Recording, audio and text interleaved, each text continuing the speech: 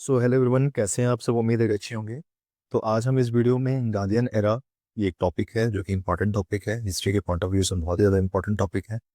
इस वीडियो में हम ये कवर करने जा रहे हैं कि गांधी जी की हमारे भारत में इमरजेंस कैसे हुई, कैसे वो भारत आए, किस समय आए। और उससे पहले मैं ये बताना चाहता हूँ कि इस वीडियो में सिर्फ वही चीज़ें मैंने कवर करने की कोशिश की है जो कि लगभग आपके एग्ज़ाम की 70 to 80% चीज़ें कवर कर देगा। तो यहाँ पे मैं पूरी स्टोरी नहीं बताऊंगा कि चीज़ें कैसे कैसी हुई हैं, कैसे कैसे सारे, वो स्टोरी देखो आप कहीं से भी सुन लोगे, किसी भी प्लेटफॉर्म पे जाके उस चीज़ को आप कर सकते हैं। ठीक है, उसको स्किप नहीं कर सकते, उसको आप एग्जाम के पॉइंट ऑफ व्यू से काफ़ी चीज़ें बहुत ज़्यादा इंपॉर्टेंट हैं। तो मैं आपको वो चीज़ें यहाँ पे नोट डाउन करवाऊंगा, आप कॉपी और पेन लेके बैठिएगा साथ में, और फिर इसके बाद स्टार्ट करते हैं। तो स्टार्ट करते हैं फिर। Emergence of Gandhi. ठीक है, गांधी जी इससे पहले कहाँ थे? साउथ अफ्रीका में थे, और कुछ इन्होंने इस्टेब्लिशमेंट किए थे, है ना, और फिर इनकी कुछ पत्रिकाएं आई थी। ठीक है, कब आए भारत में वो सारी चीज़ें हम पॉइंट टू पॉइंट सारी चीज़ें देखते चले जाएंगे। ठीक है, तो आई होप सारी चीज़ें समझ में आ गई होंगी। अब बिना किसी देर के स्टार्ट करते हैं। तो इमरजेंस ऑफ गांधी, गांधी जी का इमरजेंस कैसे हुआ?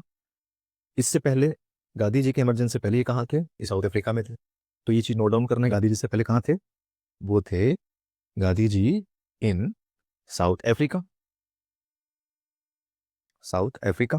दूसरा पॉइंट क्या आता है कि उन्होंने कुछ इस्टेब्लिशमेंट किया था गांधी जी ने। वो क्या इस्टेब्लिशमेंट था? Natal Indian Congress. इन्होंने इस चीज की स्थापना किया था। कब किया था पूछता है? 1894। ठीक है, ये स्टैब्लिशमेंट था। इन्होंने एक और चीज की स्टैब्लिशमेंट किया था, वो था फोएनिक्स फार्म। ठीक है, या फिर इसको कह सकते हैं Tolstoy farm development, Tolstoy of farm development कह सकते हैं। ठीक है, इनकी एक पत्रिका थी, सॉरी गाइस वो बाहर से आवाज आ रही है तो मैनेज करना पड़ा, है ना। ये इनकी एक पत्रिका भी थी। क्या पत्रिका थी? Indian opinion, Indian opinion. ये एक इंपॉर्टेंट पॉइंट है, काफी इंपॉर्टेंट पॉइंट है।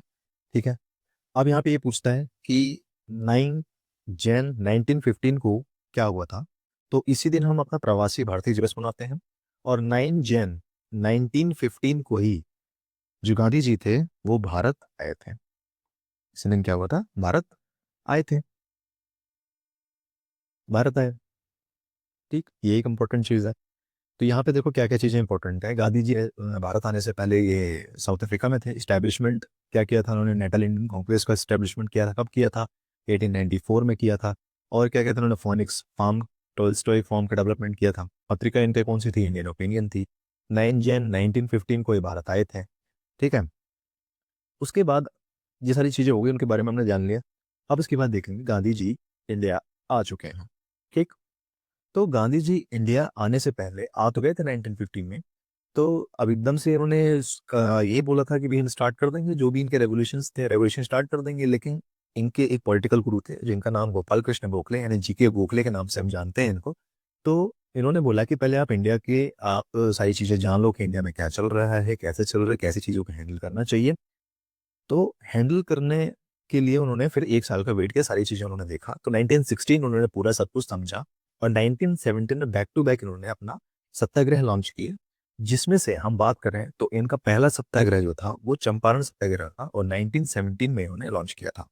किसके खिलाफ किया था वो जानेंगे, और किसने बुलाया था इनको वो जानेंगे। तो लिख लेते हैं क्या? सबसे पहले तो गांधी जी इन इंडिया। ठीक है, चंपारण सत्याग्रह, चंपारण में लिख देता हूँ सत्याग्रह। चंपारण सत्याग्रह लॉन्च किया कब? 1917 में लॉन्च किया इन्होंने। ठीक है, क्या था ये? इन्होंने तीन कठिया सिस्टम, तीन कठिया सिस्टम की इस पे किया था चंपारण सत्याग्रह। और invited by whom? Invited by Rajkumar Shukla, Rajkumar Shukla. दूसरी इंपॉर्टेंट चीज ये है कि यहाँ पे अहमदाबाद मिल स्ट्राइक होता है दूसरा इनका, यानी कि सबसे पहला जो इनका सत्याग्रह था वो 1917 में हो गया था। अब दूसरा जो इनका सत्याग्रह था वो अहमदाबाद मिल स्ट्राइक था। अहमदाबाद मिल स्ट्राइक। इनका दूसरा सत्याग्रह था। कब हुआ था? 1918 में। ठीक। किसने इनवाइट किया था इनको? Invited by Anasuya Sarabhai. अनसुइया साराभाई, जो कि वीडी सावरकर की सिस्टर थी ये। ठीक है। बेसिकली क्या है, अहमदाबाद में स्ट्राइक में ये मिल वर्कर्स के लिए था ये। ठीक है, मिल वर्कर्स के लिए था ये, और ये था वेजेस बढ़ाने के लिए, वेजेस इंक्रीज करने के लिए, कि वेजेस इंक्रीज हो जाए। तो यहाँ पे क्या था कि मिल वर्कर्स जो थे वो डिमांड कर रहे थे कि उनकी जो सैलरी है वो बढ़नी चाहिए। लेकिन जो मिल ऑनर था वो बोल रहा था कि है बढ़ाऊंगा तो 15% ही खाली बढ़ाऊंगा, इंक्रीमेंट करूंगा। लेकिन वे जो वर्कर्स थे वो कहते थे कि भाई हमारा जो इनकम है 50% आप बढ़ाइए। तो ये विवाद चल रहा था दोनों के बीच में। और फिर उसके बाद फिर यहीं पे ही गांधी जी आते हैं जो बीच का रास्ता निकालते हैं। ना तो 15% है और ना ही 50% था, और उन्होंने 35% को कहा कि ठीक है 35% पे एग्री कर लो सारे। तो ये अहमदाबाद में स्ट्राइक हुआ था जिन्होंने इसका निवारण निकाला था गांधी जी ने। ठीक है, इसी के बाद एक और सत्याग्रह होता है जिसका नाम होता है खेड़ा सत्याग्रह। ठीक है, ये भी 1918 में ही हुआ था। तो लिख लेते हैं, यहाँ पे ही एक और सत्याग्रह हुआ था, वो हुआ था खेड़ा सत्याग्रह 1918 में। ठीक। और ये था किसके लिए? लैंड रेवेन्यू के लिए था, लैंड रेवेन्यू के लिए था। ठीक है। और यहीं पे ही खेड़ा सत्याग्रह में ही सरदार पटेल थे, सरदार पटेल थे। ठीक। इनसे रिलेटेड एक इंपॉर्टेंट चीज है कि यहीं पे हुआ था बरदौली सत्याग्रह। बरदौली सत्याग्रह कब हुआ था पूछता है? 1928 में हुआ था। और यहीं पे ही एक इंपॉर्टेंट चीज ये है कि बरदौली सत्याग्रह में ही इनको टाइटल मिला था किसका? सरदार का। ठीक है, इंपॉर्टेंट है, सरदार का टाइटल मिला, सरदार का टाइटल मिला। ठीक है, बरदौली सत्याग्रह में सरदार का टाइटल मिला था। ये पूछता है कब मिला था, ये पूछता है, और क्या टाइटल मिला था वो पूछता है। ठीक, यहाँ तक बस समझ में आ गई। ये चीजें थी, कौन कौन सी थी चीजें? यहाँ पे चंपारण सत्याग्रह था, अहमदाबाद में स्ट्राइक था, उसके बाद यहाँ पे खेड़ा सत्याग्रह हुआ। अब हम बढ़ते हैं नॉन कॉपरेशन एंड खिलाफत मूवमेंट पे। खिलाफत मूवमेंट में जो लीड कर रहा था वो अली ब्रदर्स थे, अली ब्रदर्स थे। इसमें कौन कौन था? इसमें थे मौलाना अली और शौकत अली, शौकत अली। ठीक है, ये दो लोग थे यहाँ पे अली ब्रदर्स में। तो पूछता है कि नॉन कोऑपरेशन मूवमेंट या कह सकते हैं खिलाफत मूवमेंट जो था, खिलाफत मूवमेंट था, ये कब था? ये 1919 में ही हो रहा था सारी चीजें। ठीक है। और इसमें इतना याद रखना है कि नॉन कोऑपरेशन एंड खिलाफत मूवमेंट 1919 में हुआ था, और अली ब्रदर्स इसको लीड कर रहे थे। और अली ब्रदर्स में ही कौन थे? मौलाना अली थे और शौकत अली थे। ठीक। अब यहीं पे ही हम पढ़ लेते हैं जो कि मोस्ट इंपॉर्टेंट है, इसको लिख लेना, नोट डाउन कर लेना। क्या? रोलेक्ट एक्ट।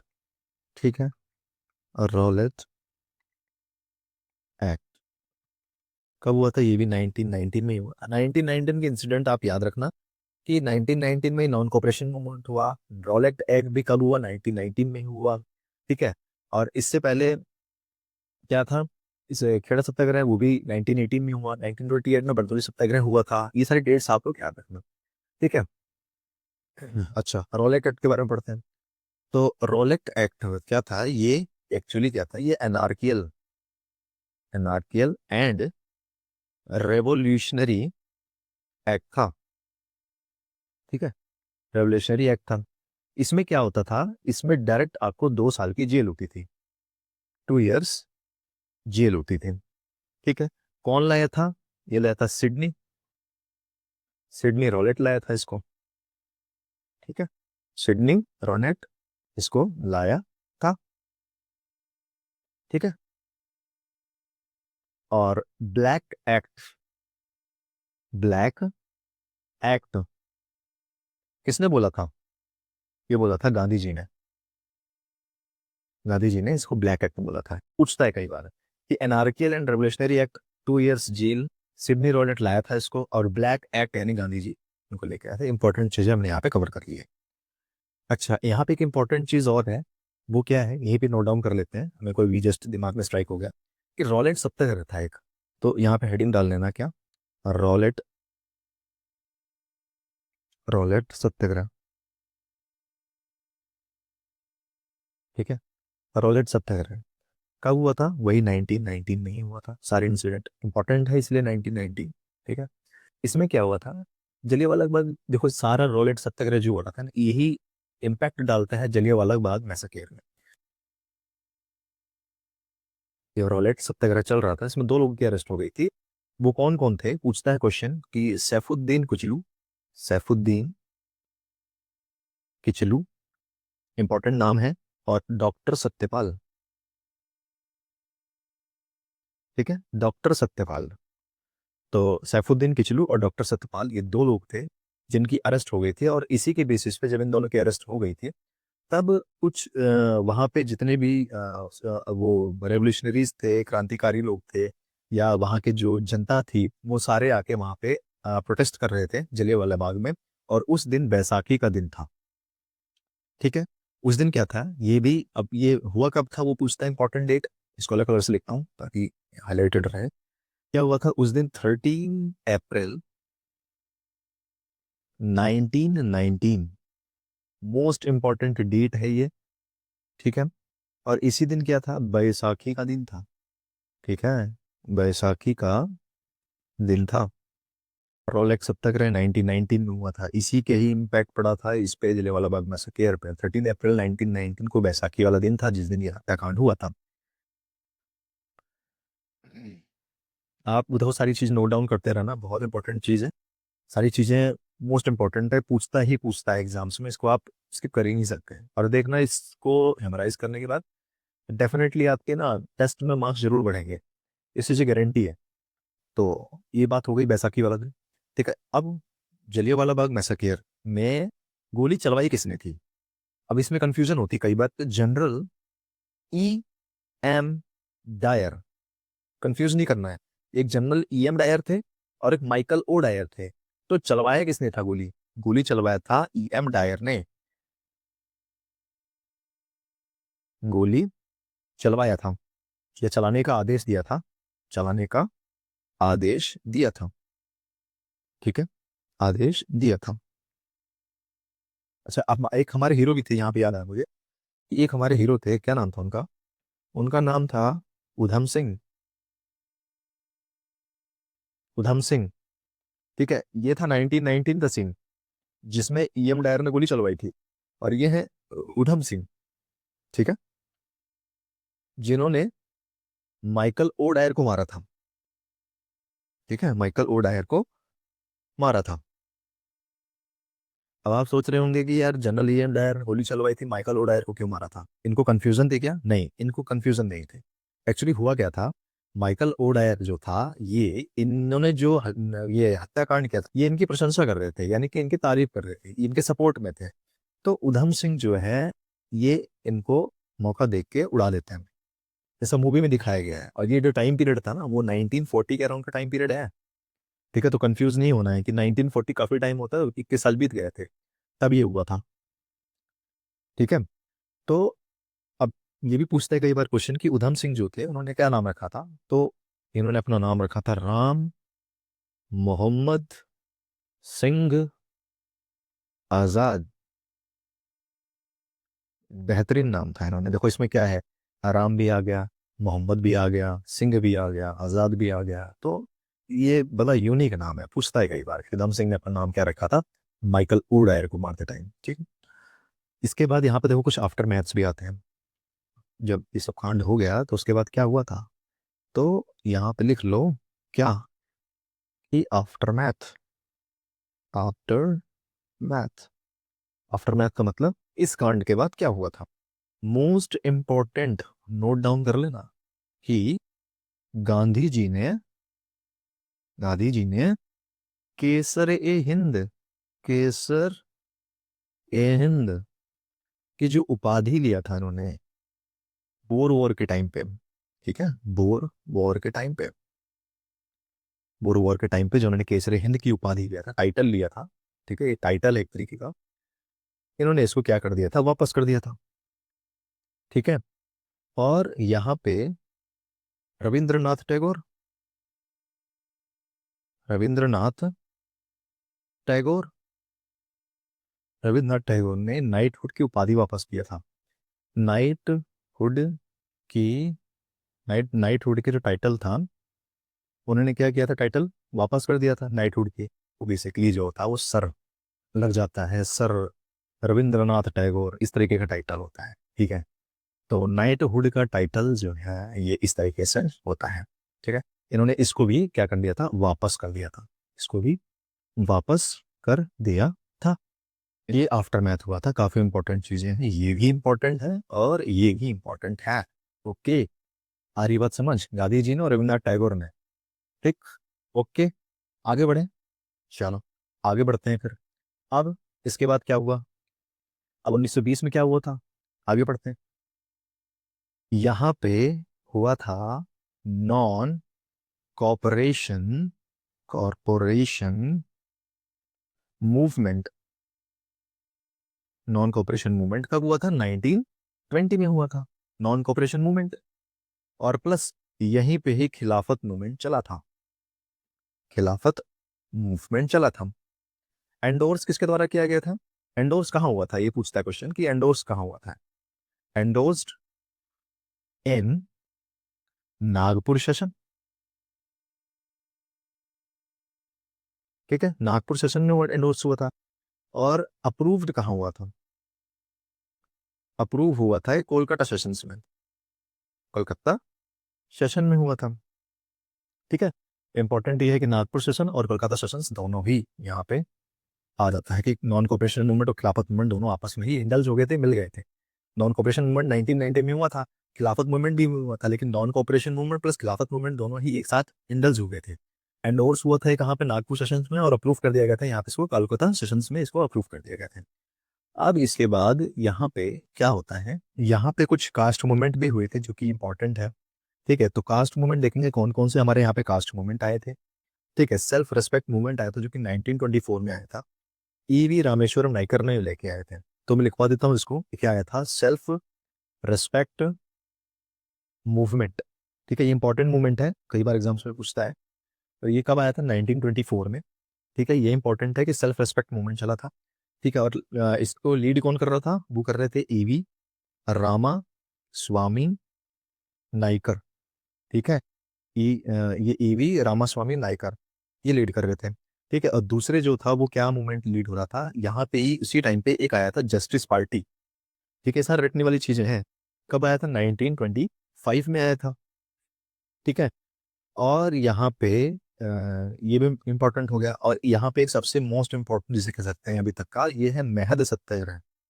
महद सत्याग्रह पूछता है कि किसके द्वारा लीड किया जा रहा था ये।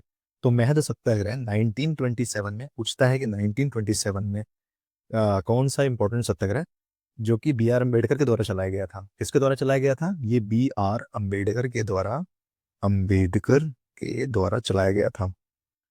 तो इन्होंने जो है टेम्पल्स में क्या करा था, इन्होंने एंट्री करवाई थी। तो इसके रिगार्डिंग यह रखना है कि यहाँ पे इन्होंने काला राम टेम्पल, जो कि काला राम टेम्पल है, यहाँ पे जो दलित थे, दलित, उनकी एंट्री करवाई थी टेम्पल में। और ये कालाराम टेम्पल है कहाँ पे, ये है नासिक में, ठीक है। नासिक में कालाराम टेम्पल, दलित की इन्होंने एंट्री करवाई थी, ठीक है। इसको नोट डाउन कर लेना आप। इंपॉर्टेंट देखो इसमें यही है, सिर्फ क्या इंपॉर्टेंट है इसमें मैंने आपको बता दिया है कि इंपॉर्टेंट एक तो ये है कि self respect movement most important है, जो कि कहलाया था ईवी रामेश्वरन ने, नाइकर ने, ठीक है। जस्टिस पार्टी 1925 में, और महत सत्याग्रह 1927 में, ये इंपॉर्टेंट है, ठीक है। बी आर अम्बेडकर द्वारा चलाया गया था इसको। यहाँ तक बात समझ में आ गई, ठीक है। तो आई थिंक इसके आगे फिर हम बाद में कर लेंगे। ये कास्ट मूवमेंट तो हो ही गया है, मैं सत्याग्रह चला था 1907 में, सब मैंने आपको बता ही दिया है। तीन इंपॉर्टेंट चीजें हैं, जस्टिस पार्टी भी इंपॉर्टेंट का गेट पूछ लेता है कई बार, ठीक है। महज सत्याग्रह आपको बता ही दिया मैंने, तो कास्ट मूवमेंट भी खत्म हो गया। नेक्स्ट में 1924 से स्टार्ट करेंगे कि भाई वही हिंदुस्तान रिपब्लिक एसोसिएशन है ना, काकोरी इंसिडेंट, और फिर इसके बाद फिर हिंदुस्तान सोशल रिपब्लिक एसोसिएशन जो कि 1928 में आया था। ठीक है, भगत सिंह आए थे, राजगुरु आए थे, HSRA आया था, उससे पहले HRA आया था। ठीक है, वो सारी चीज़ें हम बात कर लेंगे। फिर bomb in central legislative assembly में फूटा था बॉम्ब की, चिटगांव आर्मी रेड हुआ था, साइमन कमीशन आए थे, सिविल डिसोबीडियंट मूवमेंट हुआ था, राउंड टेबल कॉन्फ्रेंस हुई थी, गांधी जी दांडी मार्च हुआ था। ठीक है, और CDM लॉन्च हुआ था, लाहौर सेशंस हुए थे। तो ऐसे करके करके धीरे 1947 तक पहुंच जाएंगे। तो धीरे धीरे वीडियोस आती रहेंगी। तो यहीं पे हम स्टॉप करते हैं, बाकी अगली वीडियो में मिलते हैं। ठीक है, तो आप इसको सबको एक नोट नोट कर लेना और इसको रटना, अच्छे से याद कर लेना। ये आपके मतलब टिप्स पे होनी चाहिए सारी चीज़ें, क्योंकि मैंने सिर्फ वही वही चीज़ें लिखवाई हैं। मैंने आपको कोई स्टोरी नहीं बताई, मैंने आपको कोई ऐसी वो नहीं बताया कि हाँ क्योंकि उसमें देखो सेशंस काफ़ी लंबे हो जाते हैं, और मैं चाहता हूँ कि मैंने प्लेटफॉर्म इसी वजह से बनाया है कि मैं आपको वो सारी चीज़ें डिलीवर कर सकूँ जो कि टू द पॉइंट हों और बहुत ही सटीक चीज़ें हों, जो कि एकदम एग्जाम में आना तय है, आता है एग्जाम्स में। ठीक है, तो इसको यहीं पे फिर ख़त्म करते हैं। आगे हम आगे की वीडियो लेके आएंगे, उसको आप देखिएगा, और होप्स हो कि आपको वीडियोस पसंद आ रही होंगी।